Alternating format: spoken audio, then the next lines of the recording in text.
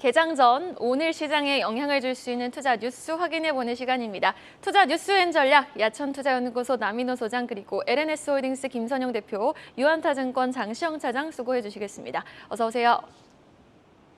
자, 투자 뉴스 바로 확인해보겠습니다. 위메이드가 법원에 낸 위믹스 거래 지원 종료 가처분 신청의 심리가 내일부터 이뤄집니다. 법원에 따르면 서울중앙지법은 위메이드가 닥사 소속 4개 가상화폐 거래소를 상대로 낸 거래 지원 종료 결정 효력 정지 가처분 신청을 민사 50부에 배당했습니다.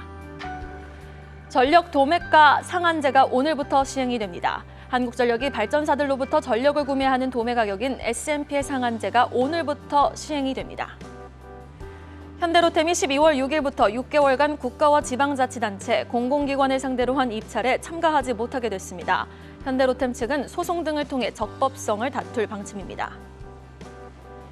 SK이노베이션이 배터리 자회사인 SK온의 투자금 1조 3천억 원을 유치했습니다. 또 SK이노베이션이 공시에서 본 계약건과 동일한 조건으로 추가 투자자 유치가 가능하다고 밝힘에 따라 SK온의 장기 재무적 투자자 유치는 앞으로도 지속적으로 이어질 예정입니다. 한국예탁결제원은 의무보유 등록된 상장 주식 총 59개사의 2억 2,551만 주가 12월 중에 해제될 예정이라고 밝혔습니다. 특히 하이브, 카카오게임즈 등 낙폭이 컸던 기업들은 주가 변동성이 더욱 커질 수 있어 투자자들의 주의가 요구됩니다. 다음 소식입니다. 식품의약품안전처는 대웅제약이 개발한 제2형 당뇨병 치료제 엠블로정을 허가했다고 밝혔습니다.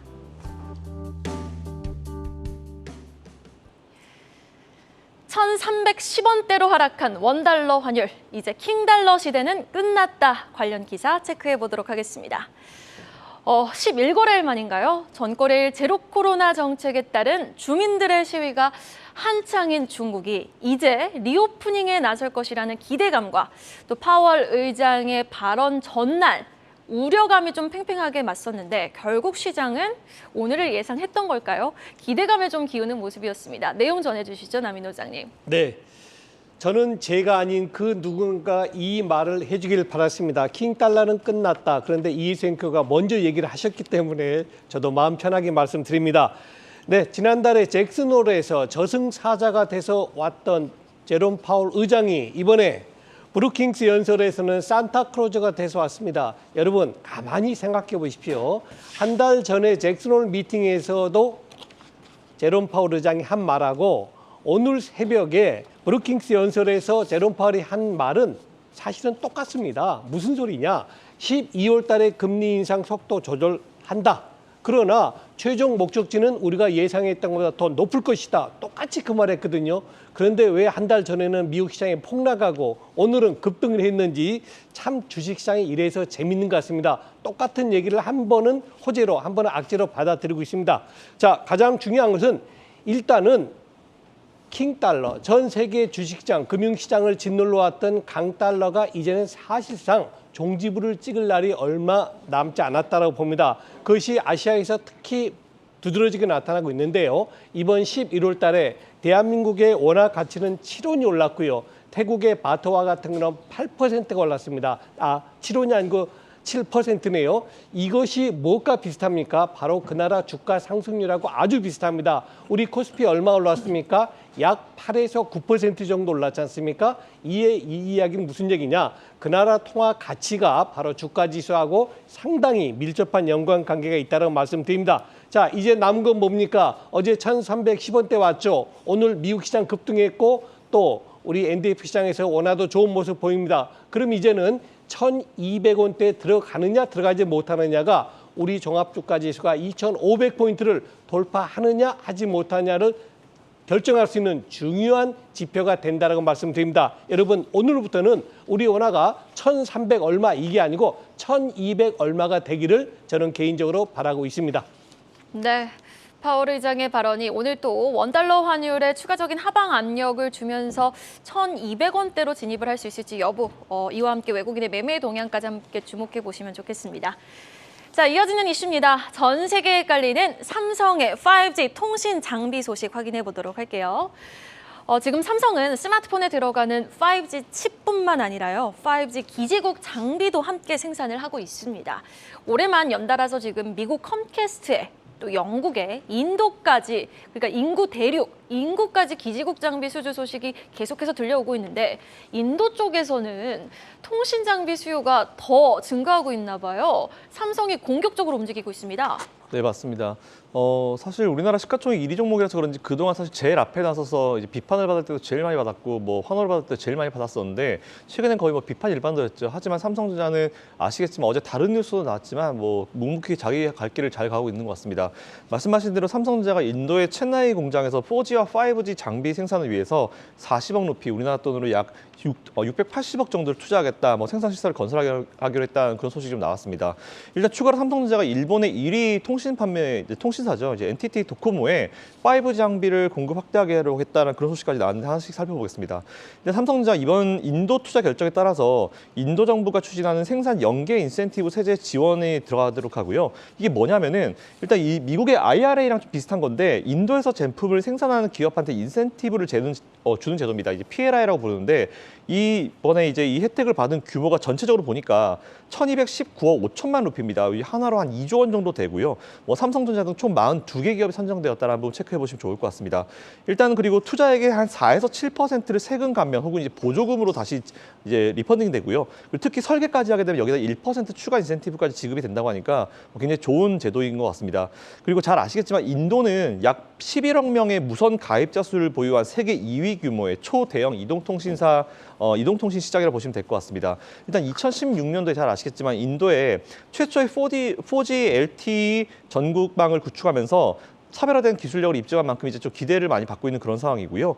다음으로 이제 일본 소식까지 보면은 공급 액수는 이제 공개가 안 됐습니다. 하지만 뭐 통신 장비 특성 업성상 아마 굉장히 큰 금액이 될 것 같은데 2018년과 2019년 이재용 회장이 일본을 방문해서 NTT 도코모 등 주요 이동통신 사업자들과 만나가지고 이제 5G 네트워크 사업에 대한 어떤 기반을 조성한 다음에 이제 2020년도 3월달에 NTT 도코모와 처음으로 5G 장비 계약을 체결한 적이 있습니다. 뭐 이 소식까지 있고요. 뭐 어제 잘 아시겠지만 이제 파운드리 쪽에서도 좀 좋은 소식이 나오고 있습니다. 어쨌든 삼성전자 기저에서 항상 말씀드리지만 밑에서 깔리고 있는 이런 좋은 소식들이 있으니까 투자하시는 분들 지금 손실이 좀 있으시다 하더라도 그냥 지루하시다 하더라도 그대로 포지션 유지하시면서 투자를 이어가셨으면 좋겠습니다. 네, 이렇게 기저에서 항상 좋은 소식을 들려주고 있는 삼성전자 계속해서 좀 주가 흐름도 긍정적인 흐름이 빨리 나올 수 있기를 기대해 보도록 하고요. 무엇보다 5G 관련 장비 종목들도 지금 내년에 리포트 긍정적으로 나오고 있거든요. 5G 관련 종목들도 추가적인 상승 흐름 기대해 보도록 하겠습니다. 다음 이슈 보겠습니다.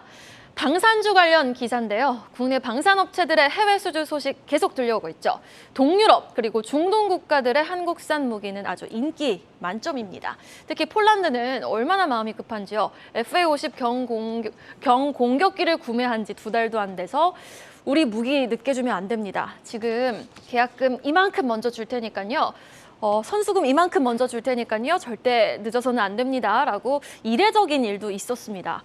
지금 그럼 실적은 당연히 좋아질 수밖에 없겠죠, 남인호 소장님? 예, 그렇습니다. 우리 시청자분들 전부 아시겠습니다만 한 번만 더 복습해 볼까요? 내연 기관 자동차에 부품이 전부 몇 개 정도 들어갈까요? 약 3만 개 정도가 들어간다 합니다. 전기차에는 그중에 3분의 1인 10,000개 정도 부품이 필요하고요. 자, 그렇다면 K9 자주포라든가 K2 흑표 탱크라든가 또 미사일이라든가 방금 예생커가 말씀하신 FA-50 전투기에는 부품이 몇 개 들어갈까요? 제가 볼 때 아무리 적어도 수천 개, 정말 많으면은 몇만 개가 들어갈 겁니다. 그런데 그만큼 완제품이 많이 팔리고 있죠. 지금 말 그대로 좀 심한 표현 쓰면은 없어서 못 파는 거 아닙니까? 동유럽이라든가 또 중동이라든가 또 남미라든가 동남아시아라든가 모든 국가가 대한민국에서 만든 방산 무기를 필요로 하고 있습니다. 자, 그래서 당연지사 자주포라든가 흑표 전차에 들어갈 수 있는 그런 포신이라든가 또 이런 변속기 이런 데가 크게 지금 영업이 증가하고 있습니다. 대표적으로 EM 코리아라든가요, S&T 중공업 같은 경우는 내년도 영업이익이 자그마치 100%가 넘는답니다. 금년 영업이익의 2배 내지 2배 이상의 높은 영업이익이 기대가 되고 있거든요. 그럼 어떻게 되죠? 돈을 많이 벌면 주가는 당연지사 올라갈 수밖에 없는 거죠. 저는 항상 말씀드리지만 주도주를 갖고 있지 않으면서 수익을 얻는다. 이거 굉장히 힘듭니다. 이번 주 토요일 날에 정말 포르투갈하고 할 때 손흥민 선수가 안 나가겠습니까? 이강인이 안 나가겠습니까? 또 김민재 선수가 비록 몸은 아프겠지만 안 뛰겠습니까? 바로 겁니다. 주전 선수가 있듯이 K방산에서 한화 에어로스페이스, LIG 넥스원, 한국항공우주 그리고 현대로템 등 말 그대로 빅4 종목은 여러분들 포트폴리오에 꼭 편입을 하셔야 됩니다. 이거 1년, 2년에 끝날 문제가 아닙니다. 한번 무기 사가게 되면요. 그 AS라든가 소모품 바꾸는데 최소한도 5년, 길면 10년 이상 이 무기를 사용해야 되기 때문에 앞으로도 관심이 지속하셔야 된다 말씀을 드리겠습니다. 네, 그럼 관련해서 주목해 볼 만한 방산 부품주도 궁금하고요. 지금 현대 로템 좀 걱정하시는 분들도 많으실 것 같거든요. 전반적으로는 방산주 전략 좀 짚어보고 싶습니다. 장시영 차장님. 일단 뭐 S&T중공업 먼저 말씀드리겠습니다. S&T중공업은 자주포라든지 장갑차 등에 적용되는 엔진 변속기를 주력으로 생산하는 업체입니다. S&T중공업이 생산하는 그 변속기는 K9 자주포하고 K10 탄약 운반 장갑차 등에 현재 적용 중으로 있는데요.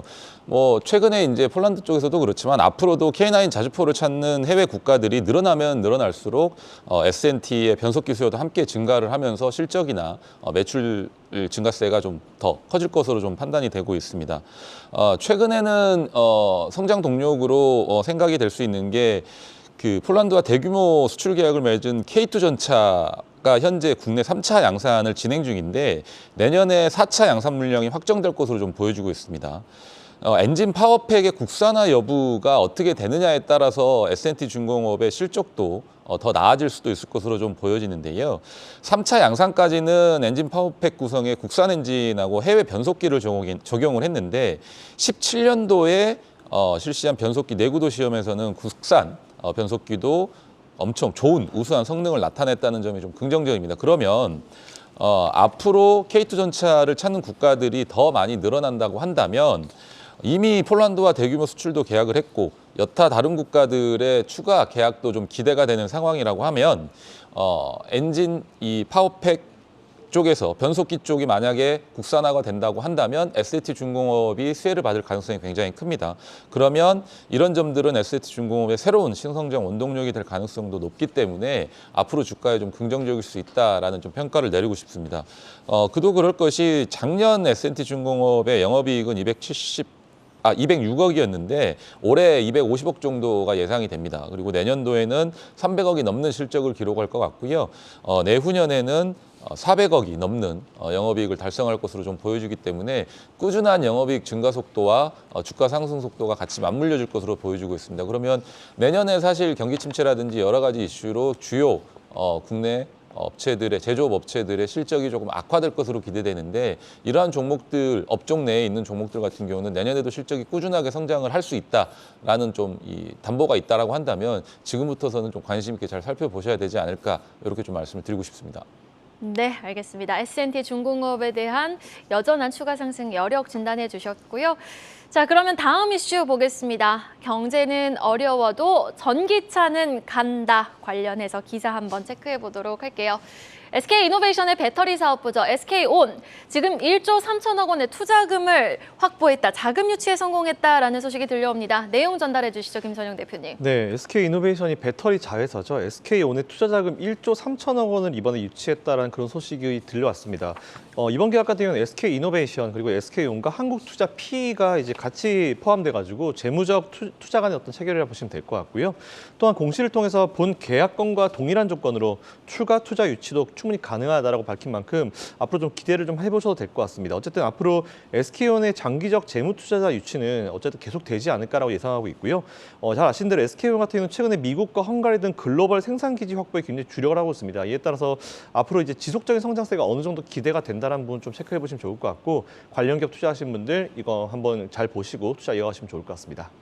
사실 이러한 소식에 주가가 어떻게 반응해 줄지 여부가 가장 궁금하실 것 같거든요. 투자자분들은 투자 유치를 하지 못한 것보다 상황이 좋아지는 거라고 봐야 할지 아니면은 SK이노베이션이 아무래도 좀 정유 부문의 파이가 크긴 하지만은 SK온 IPO에 대한 좀 리스크로 좀 해석을 해봐야 되는지 주가 전망은 좀 어떻게 보시나요, 장시용 차장님? 일단 SK온 같은 경우는 동종업계의 다른 국내 기업들 대비해서는 좀 디스카운트가 많이 심한 편입니다. 적자와 수익성 부진 때문에 사실은 이런 어떤 디스카운트가 다른 이 업체들에 비해서 좀 심화가 됐었는데 또한 프리 IPO 진행이 굉장히 좀 더뎌지면서 상장에 대한 기대감 또한 좀 떨어져 있었던 상황이었거든요. 근데 앞서 이제 대표님께서 말씀하신 대로 1조 3천억 투자금을 확보를 하면서 IPO의 청신호가 켜졌다는 점은 주가 디스카운트를 해결할 수 있는 가장 큰 요인이 될 수 있을 것 같습니다. 그리고 실은 시장에서는 한 2조 원 정도를 예상했는데 1조 3천억 정도로 조금 적은 금액이긴 하지만 어쨌든 IPO를 향한 발걸음을 한 발 더 앞서갔다라는 점은 매우 긍정적이다라고 좀 평가를 할 수 있을 것 같고요.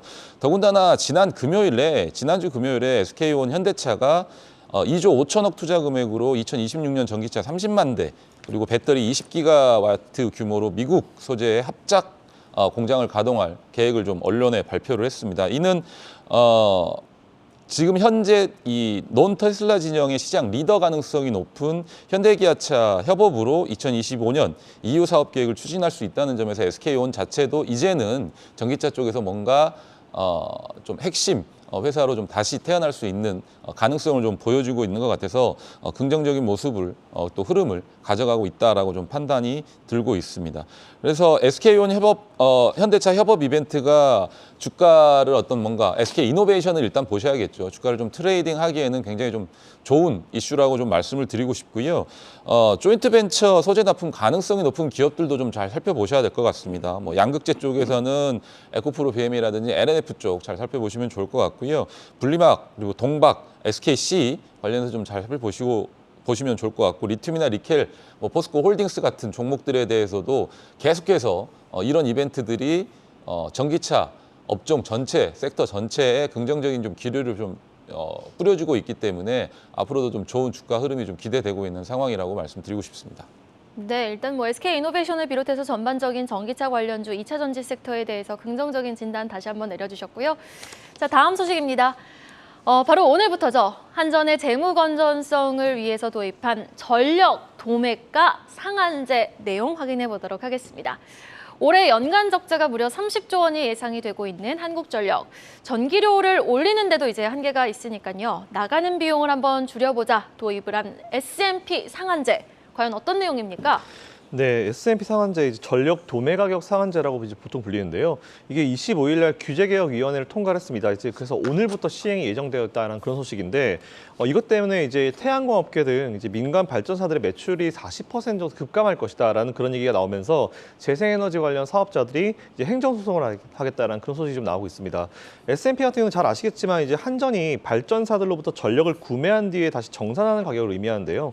국제 연료 가격이 최근에 좀 많이 급등하면서 S&P도 덩달아 치솟는 것을 막기 위해서 이제 일종의 위에 캡을 좀 씌우겠다는 그런 의미인데, 일단 정부에서는 전기 소비자들을 위해서 최소한의 조치라고 하긴 하지만 발전사들은 최근에 한 22조까지 늘어난 한전의 적자를 민간한테 떠넘긴다라고 이제 반발하고 있습니다. 뭐 충분히 이렇게 생각할 수 있을 것 같고요. 일단 발전사들은 1메가와트 규모의 태양광 발전소 기준으로 연간 6천에서 9천만 원 정도 손실을 주장하고 있는데, 사실 이것도 좀 저는 좀 의문입니다. 좀 재밌는 것 같은데, 최근에 국제 에너지 가격 인상으로 대기업 계열 민간 에너지사 6개사의 3분기까지 이제 역대 최대 수준인 1조 4,781억 원의 영업이익을 거뒀습니다. 반면에 한전 같은 경우는 6개 분기 연속으로 이제 손실이 21조 8,432억 원에 육박하고 있는데, 사실 뭐 그동안 굉장히 많은 돈을 벌었으니까 앞으로는 조금 이제 맞춰나가자 뭐 이렇게 보실 수도 있을 것 같은데요. 어쨌든 한전의 손실을 줄이기 위함이든 어쨌든지 간에 이제 소비자들을 위해서는 이런 선택을 하는 부분이 어떻게 이제 주가에 반영될지는 한번 생각해 보시면서 관련 기업 투자하시는 분들 체크해 보시면 좋을 것 같습니다. 네, 지금 뭐 한전 입장에서는 적자가 최대 월 1조 원 줄어든다라는 전망이 나오고 있고, 또 민간 발전사 입장에서는 이거 반시장적인 정책이다라는 소리가 나오고 있는 상황이니까요. 뭐 주가 측면에서는 한국전력에서는 긍정적일 수도 있겠지만은 전반적인 시장의 추세가 어떻게 돌아가는지 여부는 좀 지켜보셔야겠습니다. 자, 그럼 장시영 차장님, 시장에서 한국전력 말고 또 주목해 볼 만한 종목 있을까요? 어쨌든 이런 정책들을 정부에서 다시 한번 생각을 하고 펼치는 이유 자체가 에너지 대란에 대한 어떤 대비책이라고 좀 맞게 볼 수가 없을 것 같습니다. 그리고 실은 민간 발전 회사들의 어떤 손실도 있겠지만은 에너지 이 관련 회사들 같은 경우는 지속적인 어떤 에너지 가격의 상승, 그리고 날이 추워짐에 따라서 수요는 계속해서 좀 늘어날 수밖에 없다라는 좀 판단을 내리고 싶습니다. 그래서 에너지 관련된 종목들에 대한 관심이 계속 필요할 것 같은데 저는 포스코 인터내셔널을 계속해서 좀 말씀을 드리고 싶습니다. 포스코 인터내셔널 같은 경우는 미얀마 가스전을 통해서 안정적인 현금 흐름을 좀 확보를 하고 있고요. 2차 전지 구동 모토코아 그리고 호주 신규 가스전 투자까지 완료를 하면서 성장 동력까지도 확보를 했습니다. 더군다나 포스코 에너지와 내년에 합병이 완료가 되는데 업스트림부터 다운스트림까지 이제 밸류체인 자체도 모두 확보한 전체 에너지 기업으로 재탄생하게 되는 것도 동사의 어떤 이 주가 모멘텀에 좀 도움이 될 수 있을 것 같다라고 말씀드리고 싶습니다. 실적도 지금 영업이익이 올해 한 8천억 이상이 예상이 되는데 이게 이제 9천억까지도 예상을 하는 이 리포트들이 있습니다. 그리고 내년에는 조 단위 이상의 영업이익까지도 충분히 가능하다라는 점도 지금 시점에서 포스코 인터내셔널을 지켜보셔야 될 주요 요인이라고 좀 말씀드리고 싶고요. 미얀마 가스전 같은 경우는 판가가 계속해 좀 상승할 것으로 좀 기대되고 있고요. 호주의 세넥스 에너지 인수 효과까지 반영이 되면서 호실적이 지속될 것으로 전망을 하고 있습니다. 이외에도 2차 전지라든지 곡물 신사업에 대한 기대감도 계속해서 올라가고 있고 세계 에너지 이 자원 민족지 확산이 계속 지속되고 있습니다. 그러면서 에너지 광산, 곡물을 보유한 국제 무역 업체들의 어떤 밸류에이션도 재평가될 것으로 확인이 되고 있어서 주가 상승에 주목할 필요가 있을 것으로 좀 보여지고 있습니다. 기술적으로 보더라도 실은 포스코 인터내셔널 같은 경우는 박스권에 갇혀 있는 듯한 모습인데 지금 박스 하단에서 올라가는 모습이 박스 상단을 조금 시도를 하려는 듯한 모습이기 때문에 기술적으로 봤었을 때도 충분히 매수 가능한 자리라고 좀 말씀을 드릴 수가 있겠고요. 계열사의 경우도 포스코 케미칼 같은 경우는 신임 사장이 취임한 이후에 공격적인 투자라든지 신사업 추진으로 인해서 기업 가치가 상승됐다라는 점을 좀 비교해 봤었을 때 포스코 인터내셔널도 장기적으로 포스코 케미칼과 비슷한 컨셉으로 회사 자체의 어떤 체질 변화를 충분히 좀 우리가 기대해 볼 수 있지 않을까라고 조금 생각을 하고 있습니다. 그래서 합병으로 인해서 뭐 자본도 늘어나고요. 밸류체인도 통합이 되고 지금 에너지 대란 시기에 그룹 내에서 유일한 종합 에너지 기업이기 때문에 분명히 그룹 전체적인 전사적으로 뭔가 투자라든지 또 지원이 분명히 있을 것으로 좀 보여지는 상황이기 때문에 한 번 더 살펴보시기를 말씀드리겠습니다. 네, 전반적인 투자 포인트를 에너지 대란으로 맞추시면서 포스코 인터내셔널에 대해서 한번 주목해보자라고 말씀해 주셨습니다. 자, 부쩍 추워진 날씨입니다. 찬바람 불면 뭡니까? 배당주죠. 기사로 마무리해보도록 할게요. 배당나기를 고려할 때 배당주 매수 적기는 보통 12월 둘째 주에서 셋째 주가 적기라고 합니다.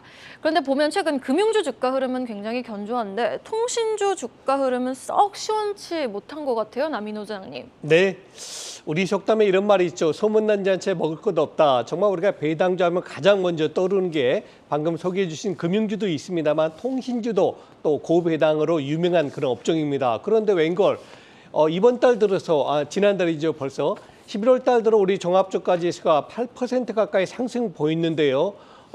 이 통신 3사는 별로 그렇게 실적이 좋지 않았습니다. 그나마 다행스럽게 LG U+가 5%, 종합주가지수의 절반 정도 올랐고요. 뭐 KT라든가 SK텔레콤 같은 경우는 풀과 보합이나 1% 거의 상승폭이 없었다는 얘기죠. 자, 그러면은 이렇게 안 좋았기 때문에 배당의 가치가 없느냐? 그렇지는 않습니다, 여러분. 사실 요즘 워낙 금리가 오르다 보니까 6%대의 배당이 그렇게 높지 않아 보이지만은 사실은 6% 배당 결코 적은 게 아니고요. 또 하나 있습니다. 정말 중요한 건 내년도 영업실적 아니겠습니까? 오른쪽에 자료 나오고 있네요. 작년도가 4조 300억, 금년도가 4조 3,300억, 10% 증가를 했습니다. 그런데 기대에 미치지 못했다. 이것이 악재고요. 문제는 내년도죠. 내년도 2023년도 통신 3사의 영업이익 전부 합체는요. 약 4조 7천억 정도 됩니다. 금년보다 또다시 10% 정도 증가한다는 얘기죠. 그런데 영업실적은 10% 증가하는데 지금 주가 어떻습니까? 거의 6개월째 바닥권에서 움직이질 않고 있습니다. 이렇다면은 짧은 매매를 하시는 분들은 조금 마다하시겠지만 조금 중장기로 보신다면 통신 3사 너무나 마다하지 마시고 한 번은 관심 있게 보시는 것도 필요해 보입니다. 네. 그러면은 지금 내년 초부터 실적 증가율이 회복되면은 반등이 예상된다라는 전망이 나오고 있는 통신주들. 자, 그러면은 장시용 차장님은 어떻게 내다보시는지 궁금하네요. 뭐 내년 시황이 불확실한 상황에서 실제 대형주 중에 뭔가 종목을 고른다고 한다면 저는 은행주와 통신주는 반드시 좀 가져가야 될 종목 중에 하나라고 좀 말씀을 드리고 싶습니다. 경기 자체가 불확실한 상황에서 꾸준한 실적을 낼 수 있는 업종 내 종목은 반드시 포트폴리오 내에서 좀 빛을 발할 수 있다라고 좀 말씀을 드리고 싶고요. 현재 SK텔레콤 같은 경우는 통신 3사 중에 가장 높은 6.6% 기대배당 수익률을 가지고 있습니다. 그리고 SK 브로드밴드가 최근에 수익성 개선을 통해서 창사 이후 처음으로 배당금을 지급할 것으로 좀 예상이 되고 있습니다. 그러면 이 배당금을 SK텔레콤의 배당 재원으로도 활용할 수 있을 것으로 좀 판단이 되고 있고요. 미디어라든지 엔터프라이즈, 구독 서비스 부분의 고성장 등도 투자 포인트에 하나라고 좀 말씀을 드리고 싶고, 마케팅이라든지 뭐 감가상각비 이런 것들이 계속해서 하향 안정화되고 있기 때문에 수익성 또한 내년도에는 충분히 개선될 수 있을 거라고 판단이 되고 있습니다. 중장기 성장 동력으로는 T우주, 그렇죠. T우주라는 이 구독 서비스가 있고요. 그다음에 이프렌드라는 이 메타버스 관련된 사업도 성장이 견조한 상황이고, T우주 가입자는 이미 140만 명이 3분기 중으로 130만 명을 돌파를 한 상황이고, 이프렌드 같은 경우는 이 MAU가 25.7만 명을 기록을 하면서 누적 다운로드도 1,200만 건수가 넘어가는 상황이라서 앞으로 이 두 서비스의 성장이 어떻게 되는지에 따라서 SK텔레콤의 성장, 이 주가 상승 모멘텀으로도 작용할 수 있을 것으로 좀 보여지고 있습니다. 올해 뭐 사실 영업이익 예상 전망치가 대략 1조 7천억 정도, 1조 6천억 후반대를 보여주고 있는데, 내년도 같은 경우는 1조 7천억에서 8천억까지도 충분히 나올 수 있는 가능성이 있는 상황이라 실적에 대한 어떤 우려감을 너무 크게 가지실 필요는 없을 것 같다라는 말씀을 좀 드리고 싶습니다.